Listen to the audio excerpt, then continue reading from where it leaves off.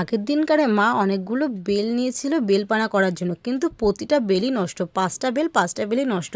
তার পরের দিনকারে মা বাজার থেকে দেখো বড় সাইজের একটা বেল নিয়ে এসে আজকে বেলপানা করবে। তো এত বড় বেল দেখে তো আমি অবাক হয়ে গেছি। মাকে বলছি এত বড় বেল তুমি কি করবে? মা আমাকে বলছে আমি তোর মাথায় ফাটাবো। ভাবা যায়? তো তারপরে দেখো বেলটা তো ভালো করে ফাটিয়ে নিল আর বেলের শ্বাসগুলো কিন্তু বার করছে। আর তার মধ্যে একটুখানি হালকা পরিমাণে নুন আর চিনি দিয়েছে, চিনি আর জলটা ভালো করে ভিজিয়ে রেখেছে। এবারে বেলের শ্বাসগুলো দিয়ে ভালো করে চটকে চটকে কিন্তু বেলের ছিবড়াগুলো বার করে নিচ্ছে। তার মধ্যে দিয়েছে কিন্তু পরিমাণ মতন দুধ। দুধটা কিন্তু তোমরা আবার গরম দিও না, একদম ঠান্ডা দুধ দেবে। ঠান্ডা দুধ দিয়ে আর তার মধ্যে দিয়েছে এখানে দই। মা কিন্তু সেদিনকার বেলপানাটা খুব দারুণ বানিয়েছিল, কিন্তু বেলপানা আমি একদমই খাই না। বেলপানা খেলে আমার ঠোঁট চুলকায়, গলা চুলকায়, তার জন্য আমি খেতে পারি না। কিন্তু খেতে খুব টেস্টি হয়েছিল। তার সাথে আবার এখানে অ্যাড করেছিল গন্ধরাজ লেবু, যাতে ফ্লেভারটা খুব সুন্দর আসে।